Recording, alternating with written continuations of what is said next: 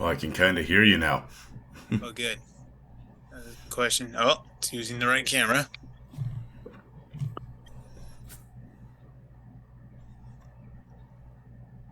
That should stay there. There we go. All Yeah, right. it's believe backwards on my thing. Okay, can you hear Huh? me It reads there? forward on mine. Oh, good. It's totally reversed on mine. Yeah, I can hear you pretty well. Good. We're gonna try yet another setup here at Uncle Bob's. All right. So let's get going. Welcome back to the Brothers McLaughlin podcast, where we tell the Episode stories 3. of our childhood. Episode 3. Not for chronological order, but just so we can say that we've kept count. Yeah, technically we've gone forward then backwards in time at this point. Because today we're talking about Larry's Ranch. That's not so much like a timestamp as it is just like a It's a place there's where things happened over yeah, time. things things did happen occasionally at Larry's Ranch. I guess we should give backstory. Do we know everything about Dad and Larry's past? We know some of it. So So I they were friends for a long time. I don't know when they met. were they friends in the Air Force? It's possible. Because they flew together. I They don't know if they they flew together, but most of the stories that I remember from them were like at his. So Larry's a family friend of ours, roughly the same age, maybe a little bit older than our dad. Uh, Grandpa Bert, and he like really good friends. He owned an airport, or at least he owned like half of an airport out in Eagle Mountain, Utah, or out past Eagle Mountain, Utah, heading west. And then he also owned with his brothers a large ranch. It was a couple hundred acres or so south of Gunnison, Utah, or Sterling. maybe It was west. it was Sterling? Sterling. Yeah. Sterling, Utah. Gunnison was like the large town nearby. Yeah, it was the only place with a grocery store nearby. So, Dad, Bert, and Larry, being friends from whoever knows how At long, some point. yes, had lots of stories of crazy things that they had done, which gives context to who Larry was. Now, I don't know a ton about Larry, except for I know that he got like remarried. He had a couple of kids that were kind of our age like group Hmm. in there. But the ranch that he had was really kind of his passion, and he would waste all kinds of money and time out there, and so did we. So this is back in the day when 22 ammo was cheap and five boys were easy to entertain. So So the general premise of of how this would be set up is usually the night before, so like Friday night, Dad would come to us and say, "We're getting up tomorrow at 5 a.m. so we can go down and work at the ranch." And he'd load us up like 5 in the morning. He'd load us all in like the back of the truck with like blankets and stuff, and we'd drive down. I think it was like 2 hours at least that we had to drive because this is back before the speed limits were like 75 on the roads. But we'd like load up a bunch of guns, we'd load up a bunch of ammo, and we'd drive down that. We wouldn't load food for some reason. I feel like the ranch would have been far more interesting if we had brought like lunch with us occasionally. Um, but we would drive down there, and most of the time we would work through the morning, and then we would go and have some kind of adventure in the evening. So the work that I remember doing was Larry driving behind us with his giant front loader tractor, and we were picking up giant like rocks out of a field for him, and we'd load those up for him. There was always fencing to be fixed because he would lease the land that he was on to a cattle rancher. So there'd usually be like 40 to 60 head of cattle out there. And they would always, like cows, cows are remarkably dumb animals. They would just wander straight through fences and knock them down. but he also had large, like kind of large projects down there. So he dug an entire lake over one summer because the one lake that he had wasn't enough for him. So he dug a second lake next to it. Well, he planted so like he I remember that was the first time I got to use a tractor. I used the big old freaking Was that you backhoe. and Chris that worked Yeah. with him like all summer to build the lakes? Well, it was just a couple of days. Like we'd stay down there a couple of nights, right? Like sometimes dad would take us down and we'd sleep over. Still no food. Um, but but I remember canned spam. I remember we would fry canned spam in the morning occasionally sometimes. we would have some canned spam. But I remember he rented this giant backhoe. Not, is it a track Traco. hoe? Traco is the one. It was the one with the freaking tank treads Yeah, on it. big old caterpillar treads and The one big arm. Yeah, the bucket was probably like a 3 yard bucket. Like it was gigantic. Okay, just this huge thing. And it was fun for about 45 minutes, and then it just got boring and monotonous. But we were digging out the trench because he had the two lakes. We were digging out a trench so he could put in like a spillway that would go between the two because he Got wanted it. his The planted overflow to trout. go in. Yeah, he Yeah. wanted his planted trout to go back and forth. So he had these trout that were just trained. Like we would go and feed them like bread or Rice Krispies, and they would just boil the Yeah. water. Like Like you would go bags out of in a, cereal. He'd just open yeah, them up and just sort of fling it out. And they were the nicest fish. Like they'd all rise to the surface every time you'd come by. He had a couple of canals as well that would be that'd be full of these trout that he had raised. yeah, which was hilarious because he planted the trout, but much like Bert, like never actually wanted to eat any of them. Yeah, he never like you weren't allowed to take the trout. You could kill all the carp you wanted, but you Yes, couldn't you couldn't touch the trout because they were Larry's trout. exactly. They were pets. They were not, yeah.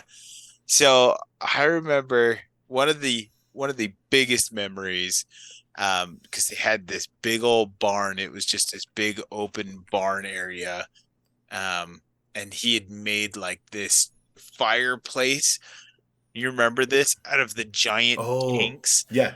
It's Giant old I think that they were what would have been like giant propane like a tanks yeah, that like a he had giant like propane tank welded where like together so it was three a of them few stacked giant on ones on top of top. each other. Hmm. But it was kind of the smoke mentality where you had a pipe connecting them on this side, and then it would have to go across, and the pipe would connect and go, and so it would act as this giant furnace. You'd start fire in the bottom one, and then it would just get freaking Yeah. ripping hot, and It everybody would would be like, like so the more surface area, the more heat gets out into the room. That's how radiators work. So it's yes, this was the same principle, but we'd build a giant fire in the mornings. It'd be freezing cold in there. You'd build a giant. In fact, it'd be so cold that the first thing you had to do when you went into the barn was you'd have to take a vacuum and go vacuum up all the flies. because Because they'd all freeze. if you let the room heat up, all the flies would fly away, and you could just quickly scoop them all up basically if you got to them first. So Yes. But I just remember those tanks just getting so hot. It'd be like 11 o'clock at night, and like Larry and Dad would stoke the fire, and then they'd go into the other room that wasn't connected. yeah, so like And one eighth of the barn had been remodeled into a little like apartment? apartment. Yeah, so it was Yeah. like a bathroom and a sort of a like Bedroom? it's essentially like a hotel room was how it was designed. So they would they'd go back in there and there's a TV in there and everything and couches and I think a hide a bed or something for them to sleep on. Yeah. And then the rest of us would lay out on the floor in the barn, which was just cement. But it was the only thing that'd keep you alive when that stupid furnace would go, and you would have that like 9,000-degree thing going on. We'd be sleeping in with the tractors, but that's give you an idea of who Larry was. That the man had too much money and too many idiosyncrasies to be a functional human he being. he had a lot of money and he insisted on doing everything on his own basically. Like it was all sweaty your brow kind of work. That I don't judge him too badly for, but like I remember Dad was saying that he got his money from he was one of the first people that did like a tracker bug, and he Mm. would do like sting operations with the cops because he would put a bug in like tools that would get stolen, and then he had this little wire that he'd like Yeah. ham radio like find him, So and then they'd he was a pilot. So he had a Cessna 250 or 350, something like that, that right. had this little radar on it. And so he'd just fly around town until he'd get pings from these bugs. And he had set them up so that they'd last like, 3 to 5 years or something like that without needing the battery replaced. And he'd fly around and he'd catch pings, and then he'd drive around in his truck with a smaller sensor, and he'd just look for where these had gone off. And he told one story. He lost someone had like stolen extra tires off of his truck, and he followed it, and he would get pings like every couple of months until he finally caught the guys who had stolen his truck. So it was Yeah. it worked really well. He was really well liked by the I think the sheriff's department down there. Yeah, but I He think gave them that's like how free bugs for all of their stuff. yeah, I think that's how he got his money though, was that patent. I know it that it it might came have been. I know his family had money and like his dad had done real estate and that's how they ended up with the ranch, but like I think that's where Larry had made his money. So just a weird, cool dude that had all kinds of like I don't know if he's still alive at this point. He probably The, is. the last time I saw Larry, he was talking about how he had taken um like a laser engraver that was broken, and he had just ripped the laser out of it, and he was playing around with it in his garage. So he was like burning things, just like he just set up. I think it was just a CO2 laser, which is invisible, and he turns it on, and he would just burn things with it. He made a little. He mounted this laser into the stock of a gun at one point so he could shoot at squirrels in his backyard and try and like burn them away, so they're burn marks on his fencing out back for when he had missed. See that part's not surprising, seeing as the last story I remember hearing from your old Larry Patterson was that he had figured out that a microwave won't work with the door off, but the sensor in the door you could just jimmy rig, and then you could turn on a microwave with the door Oh. open. And he's like, all kinds of cool stuff can happen. I'm like, no, Larry, That's bad for you. That's that's bad. really bad. But he was like cooking stuff in and out of a microwave. He was telling us that he had figured out how to get water past the point of boiling. You remember that story? No. He took a glass of water and like he had microwaved it like 3 times for like 20 or 30 minutes a time. And then he carefully got it out with like clamps and like put it out on the side and poked the top of it, and it exploded because as soon as the water surface tension broke, it would all evaporate at once. Yeah. So I did that, but I did it by accident, and I burnt myself with it because I was trying to make like a hot chocolate for myself while I was in college. I fill up a cup with water, put it in the microwave, and what you need to do if you're going to do this is you need to put like a wooden spoon into it to break the surface tension. Then the water will actually boil. But if you don't break that surface tension, there's no disruption. It's an unstable state, but it'll hold still basically until you disrupt it. The moment you shake it, it bursts into life and boils over and will burn you. So Why, how did you microwave a cup that long for hot it only cocoa? takes a couple minutes. You're So so you, full of it. Spud pushed 20 on his microwave and walked away. I had a very interesting college experience. It wasn't very useful, the things that I did with my spare time. That being said, either was Larry's ranch. That's true. Although So I do give my marksmanship to the fact that we spent so many days at Larry's that shooting 22s. that's true. Whenever we were done working, essentially Larry would bring out like a 500 shot brick and just say, "Go have fun." And usually "go have fun" meant go kill something that he didn't want living on his property. So there'd be, well, I'm gonna say one time, and this was kind of a more fun task. I was sent out with Nathan, and he handed us a shotgun and like a giant bottle of like Raid, and he's like, hey, so he's got a landing strip there. He's like, I've got a bunch of ant mounds on the landing strip. Go out there and destroy them. And so Nathan's driving, and we would drive, and we'd crash into these ant mounds to smash them open, and then we'd get out and shoot them with a 12 gauge shotgun a couple of times before spraying them down with the actual like ant killer. I'm not sure why we did the first two steps, since a shovel would have probably smoothed them more easily, or like a heavy rake, but it was kind of fun until you learned that if you shoot something that's, 2 feet beyond your barrel, there's a whole lot of ricochet.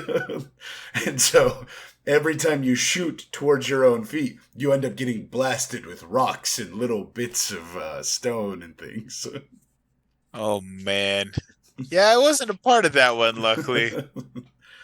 But a lot of times he'd send us out. He had a big trash pit, and we would just pull things out of there, cans and bottles and things, and we'd shoot at those if there wasn't anything else to shoot at. I remember he made like metal targets before we remember really seeing them. Larry was kind of ahead of his time. That's most crazy people are.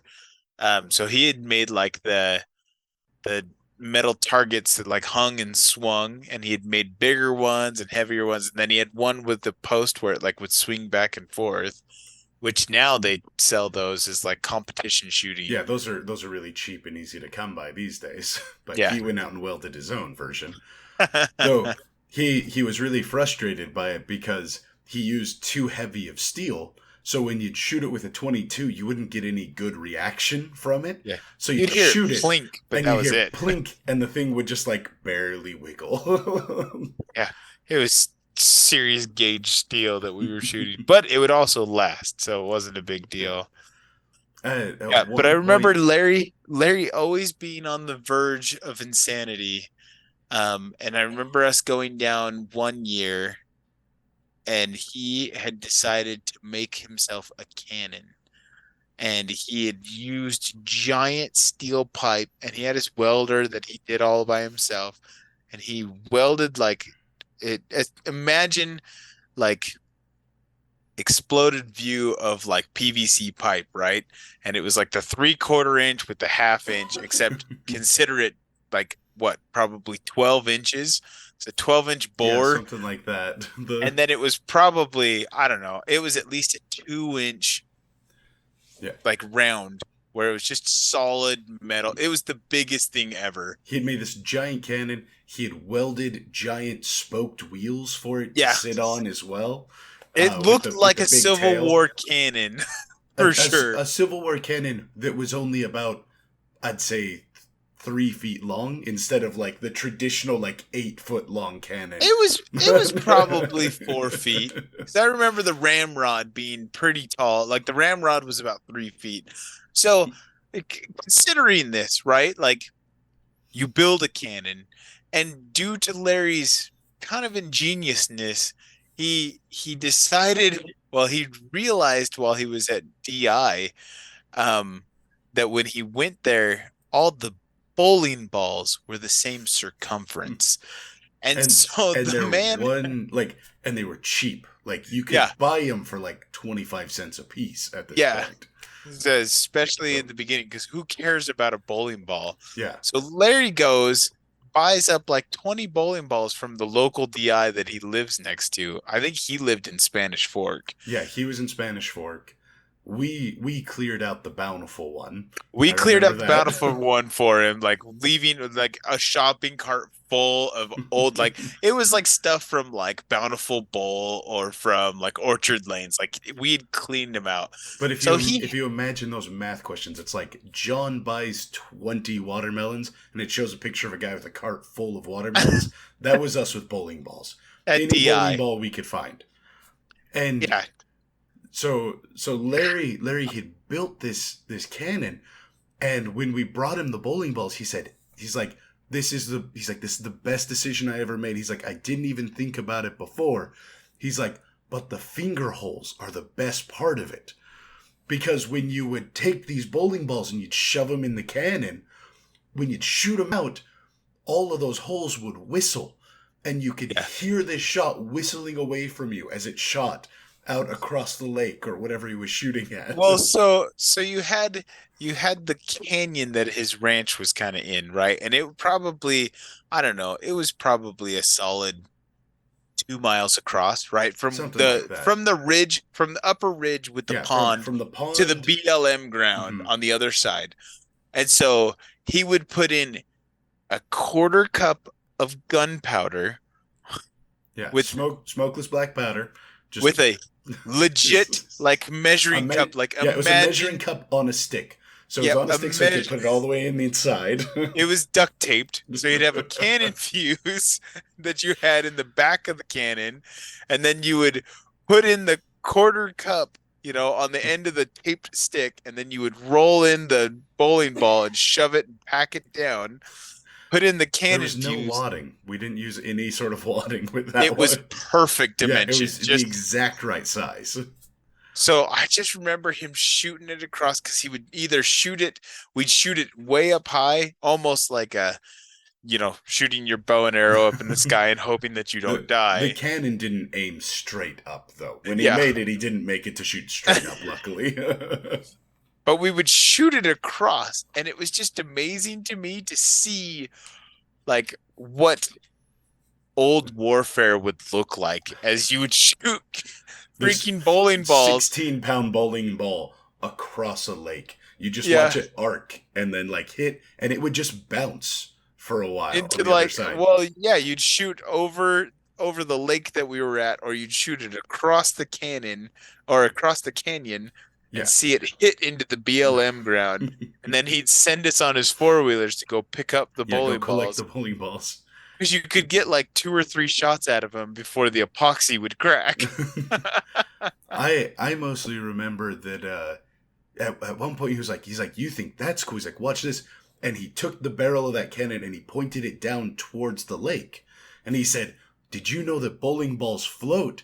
And he shot it. And I watched that bowling ball skip off the surface of the lake like a stone and just bounce out across the field. It was an amazing sight. It was really, really cool. Yeah, till it got to the other side of the lake, and it was super sketchy because that's where all the Yeah, cows there were were. cows out there. So Larry leased the ground for cattle. He also hates cows. So as he would drive by, he would take a 12 gauge shotgun with birdshot and he would just fire it up towards the cows outside of a range where you could damage them, but he'd pepper them pretty regularly to get them Just moving. Or they he'd would or he'd always launch a cannonball into their midst. say not so much a warning shot. It was never really over the Yeah, bow. he was a lot closer than a warning shot most of the time. But he got into this idea of cannons, and it got our dad into the idea of making a golf ball cannon, because I think in Dad's words it was something to the effect of, that bowling ball cannon is going to explode on us one day. I'm going to work with something smaller. So Dad used cast iron pipes to make a bowling ball cannon, and as far as Golf golf ball. ball cannon, and as far as I know, he only used it once. He took that little cannon that was about this big, he took a broken driver and taped it to the end, and Duct then tape. set it on, it was either at a driving range or something like that, but he set it off, and that golf ball was gone. It disappeared into Yeah, they the we, area, but the cannon buried itself into the ground, leaving a we giant divot. yeah, so we were not welcomed back at Lakeside Golf Course at the driving range. But I do. This is pre-YouTube for everybody who's listening to this Yeah. now, because you've got If like the Mark Robers that have done stuff and these if other YouTube people. existed at this point, Larry would have been like a viral sensation Yeah, for sure. or in prison. Yeah, probably Or both. both. So one of he moved on with his idea of cannons, and he actually made a smaller cannon, and he started casting. He was doing a lot of metal That's reclamation, and he cast bullets, and he was putting rifling into these ones to essentially take you through the evolution of cannons. So he made this thing, and we set it up down next to down next to the barn, and we were shooting north. It's still into his land. But I remember he loaded it up, and there were two things you could fire. He had this brass bullet he had made that he was really proud of, and he took some pop cans and he filled them with cement and let them dry because those were the right size as well.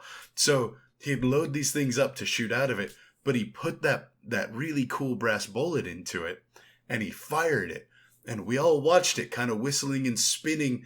And then suddenly we hear this twang and it hit a power line, or not a power line. I think it was a telephone line that was crossing his land. Yeah. Hit it, and it just spun away and broke the line.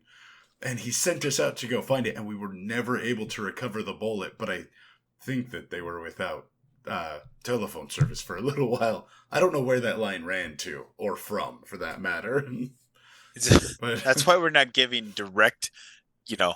where it was. Sterling, Utah is enough for you to know. By the way, I double checked the statute of limitations in Utah, and aside from murder, it's 7 years max. So we're well outside of that for all of our stories. There you go. Does murder include sheep or cows? I don't think so. Because there were the sheep. It was the only time that we actually ate food at the ranch, and it was after we had gotten the SKSs. I don't know if you remember that, but there was these sheep that kept getting onto Larry's ranch, and he called the guy like 3 times. Yeah, the ones at the end of the road. I remember that. We had mutton. So, I remember at one point Larry also got into some kind of explosive that he learned about. So this is like dawn of the internet. So he's learned about this from the internet, and he ordered it all online. But it was this 2-part explosive powder that he's like, oh, it's the coolest thing. He's like, you can take this. It's shelf stable. Nothing sets it off. And he'd put out bottles of it, and he'd shoot it with like a 22, and nothing would happen. He's like, yeah, you have to shoot it with like a 308 or higher bullet to get these things to trigger. And he'd shoot them, and there'd be these massive explosions of like dust everywhere with them. So he always had a new, dangerous thing to show us. Every time we went down, it was always kind of the same. And Nate was definitely the one that would go the most. I know him and Landon were like frequent flyers to the ranch. They once Nathan could drive, I think he and Landon would go down, like it seemed like every weekend. Yeah. So get into trouble. I don't know. I only remember a few times when all of us went down though. So I remember at one point we went down there. So there's the lake that was there. There was the lake that Larry dug. There was the canal, and then there was like a river. And I remember at one point Dad got us all out, and this is the only way we ever did hunting with Dad, was he would line us up about 10 feet apart with 22s, and we'd walk through fields to go shoot at rabbits. Yep. And almost every time we did this, nothing happened. We never found rabbits whatsoever. Like we'd be out there, we'd be walking in a line. It's frankly, it's the reason why I kind of don't like hunting these days, because it's you carry a gun while you march through the woods, and you don't even get to shoot it. See, it's funny because I remember doing that, and I remember bunnies hopping up and out in front of us all the time. But maybe it was out in the desert, not in Larry's ranch. For benefit of the doubt, I didn't start wearing glasses until I was 16, and all of these stories are from before then. So it's also possible I just couldn't see anything. So I remember, because that, like, going back to my earlier point, like, I feel like that's where my marksmanship came in, because you would have these bunnies, and I remember Dad saying, like, you have to shoot them as they crested, because if anybody's gone bunny hunting, you've got jackrabbits and you've got cottontails, and like cottontails spring up, they would jump from like bush to bush, and so it's almost like this little like bouncing target, and you can hit it, but you kind of have to hit it at the apex, so it jumps, and then you have to be able to hit it as it stops floating before it comes back down. I remember it being fairly challenging, but when you had 500 rounds of 22 ammo to Yeah. go through in 2 days, you give it a couple of shots. So at one point, we're all walking along the side of the canal, and there are these cement like boxes. I don't know if you remember that. They were like four walls, and the top was open. But Nathan was down among the boxes, and the rest of us are kind of lined up. So we're up on a road. He's down there, and as we're walking along, Nathan says that he sees a rabbit, and This we is all we this all is just the stop. boys. This is just the boys. So Larry Yeah, and Dad have sent us off, and we're just all I together. It was right down I next to the pond. I think Mom might have been there Maybe with Mom us, was. I but know, because Mom didn't usually come to the ranch. but Nathan's there. He's got his little Ruger 1022 that we had gotten for Christmas, and he sights in on this rabbit, and we hear.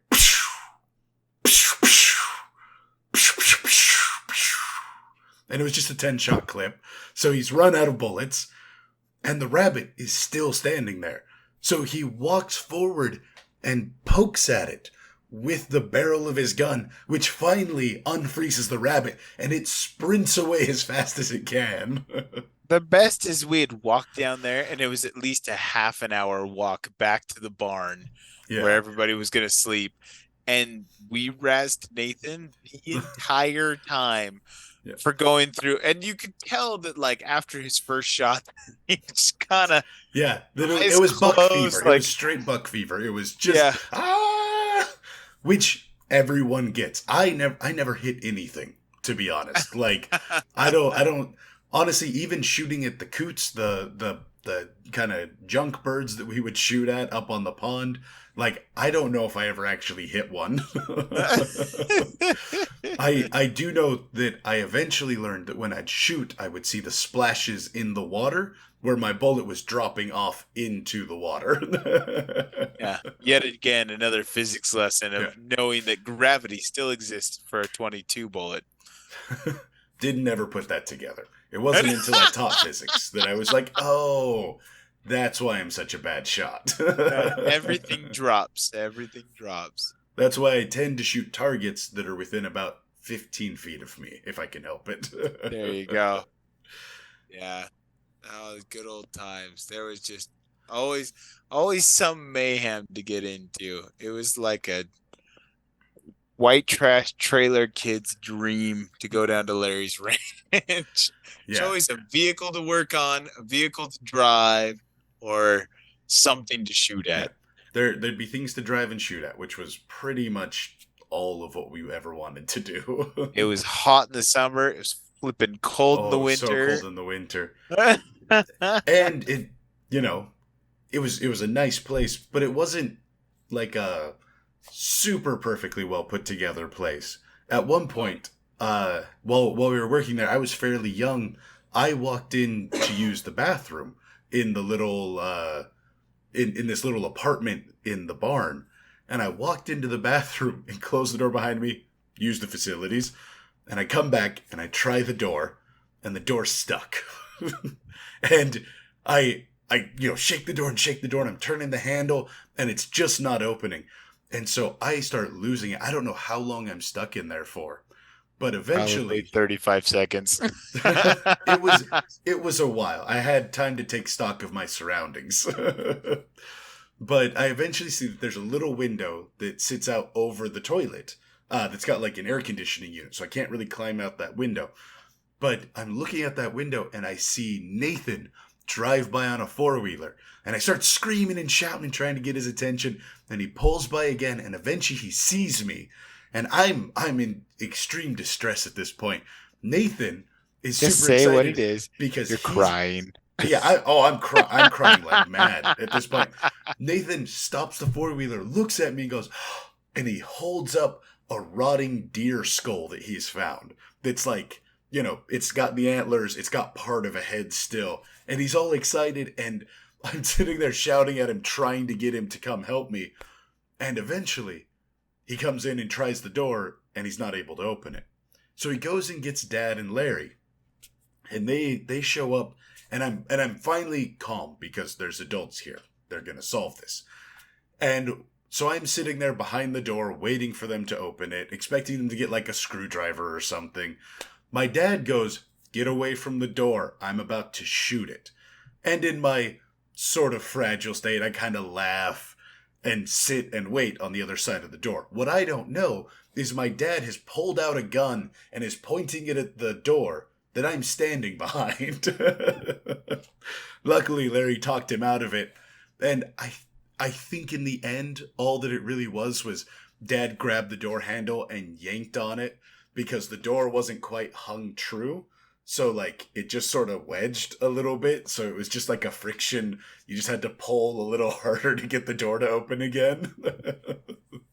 But that's how I almost got shot for being locked in the bathroom. Yeah. There was only one bathroom, so it's worth Yeah. shooting. Yeah, I mean, granted, there was the outdoors as well, but It's true. See, the one that I still question in my mind, just because I don't know how long it would take a parasite to grow inside of you, but one of the bunny hunting moments, the only thing we found were two jackrabbits. And jackrabbits don't do the bouncing thing. They run along the ground, but they will hold still longer. So you can usually shoot them. So we got two different jackrabbits. And true to form, Dad's like, well, we shot them. Let's eat them.